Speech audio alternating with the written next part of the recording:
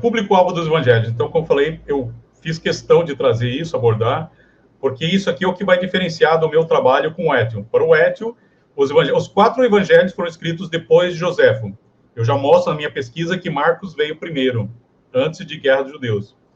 E eu mostro que o público-alvo eram os romanos, e não os judeus, como o Étio apresenta. Tá? Então, essa é uma diferença da minha pesquisa do Étio.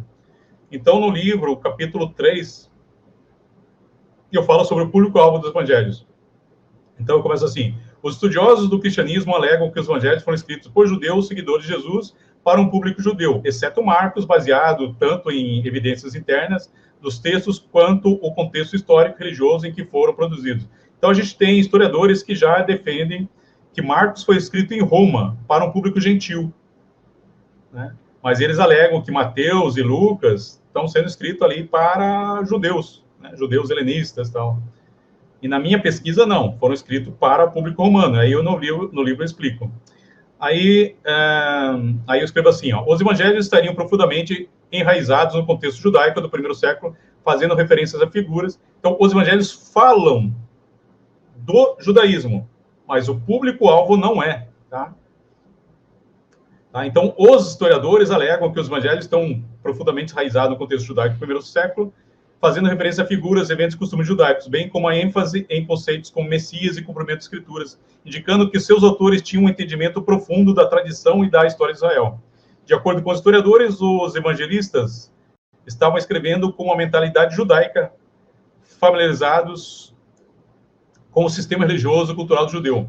O uso das escrituras para interpretar os acontecimentos da vida de Jesus e para apresentar Jesus como Messias prometido indica que os autores eram provavelmente judeus, que compartilhavam a visão de Jesus como o cumprimento da promessa feita por Israel. Esse forte vínculo entre Jesus histórico e as profecias hebraicas sugere que os evangelhos foram escritos por pessoas profundamente enraizadas na tradição religiosa.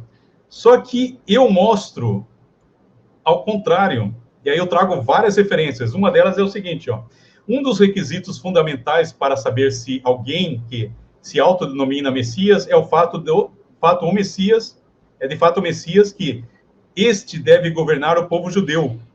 Olha só. Aí olha para Jesus, vê se ele governou o povo judeu. Dando continuidade à dinastia davídica. Esse homem deve se assentar ao trono de Davi e ser nomeado rei, conforme veremos abaixo. Então, Jeremias 33, 14, 18, diz assim, ó: eis que vem dias, diz o Senhor, em que cumprirei a boa palavra que falei à casa de Israel e à casa de Judá. Veja, não tem aqui gentios. Veja que a aliança com gentios não existe. Tá? A aliança é Israel e Judá. Naqueles dias e naquele tempo farei brotar de Davi um renovo e de justiça, e ele fará juízo e justiça na terra. Naqueles dias Judá será salvo e Jerusalém habitará seguramente. Olha só, naqueles dias Judá será salvo e Jerusalém habitará seguramente. Onde acontece isso nos evangelhos? E esse é o nome com o qual Deus chamará o Senhor, é a nossa justiça. Porque assim diz o Senhor: nunca faltará Davi, homem que se assente sobre o trono da casa de Israel, nem os sacerdotes levíticos. Faltará homem diante de mim que ofereça holocausto, queime oferta de alimentos e faça sacrifício todos os dias. Observamos no texto de Jeremias, citado acima, que chegaria um dia que Yahvé cumpriria a promessa feita à casa de Israel e à casa de Judá, de que viria o rei descendente de Davi. E naqueles dias, naquele tempo, ou seja, nos dias em que o Messias surgisse, haveria justiça e segurança para Israel e Judá. Outro detalhe muito curioso é que no tempo do surgimento desse rei, o templo de Jerusalém e o sacerdócio levítico deveriam estar em plena atividade, dando assim continuidade à prática de se oferecer holocaustos, oferta de alimentos, fazendo assim sacrifícios todos os dias. Isso gera um grande problema com a questão de se querer interpretar Jesus, que Jesus é esse Messias. No tempo em que Jesus supostamente surge como o rei prometido, acontece exatamente o contrário, como veremos a seguir. Jesus anuncia a destruição do templo, afirmando que não restaria pedra sobre pedra, pois tudo seria derrubado. Então veja, é impossível Jesus ser o Messias prometido. Qualquer judeu, criança de 5 anos, iria falar assim: pai, peraí, o Messias que o nosso Deus disse, ele viria para salvar nós, não é, pai? Aí o pai ia falar, sim, filho, é isso mesmo. Mas esse Jesus dos evangelhos aí, pai, que falaram que os judeus escreveram esse livro para nós, está dizendo o contrário, ele está dizendo que nós vamos ser destruídos, que ele é o sacrifício, ele está substituindo o sacrifício, ele está substituindo as leis de Moisés, pai. Filho, esse livro não foi escrito para judeu, e não foi escrito para nós, filho.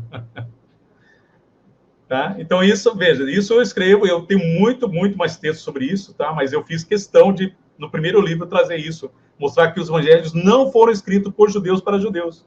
Tá? Mesmo que Joséfo esteja envolvido, como é a teoria flaviana aborda, e que eu trago esse tema, se Joséfo escreveu ou não Marcos, porque na minha pesquisa é diferente do Éter, na minha pesquisa Joséfo estava envolvido só em Marcos.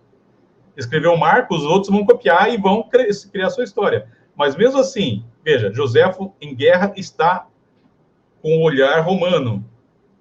Então não importa, a gente sabe que havia judeus ali com os flavianos, porque para escrever o livro de Marcos, isso é o mais interessante, o livro de Marcos, um judeu não escreveria ele, porque foi escrito primeiro em grego e tem termos em latim, ou seja, você tem uma equipe literária, você não tem uma pessoa escrevendo. Essa imagem de um judeu com uma velhinha acesa escrevendo ali, isso aí é a utopia. É uma equipe com uma biblioteca atrás e com pessoas com conhecimento de grego, latim e judaísmo. Tá? Então, essa é a minha visão que eu passo no livro. Os evangelhos não foram escritos por uma pessoa, e sim por uma equipe.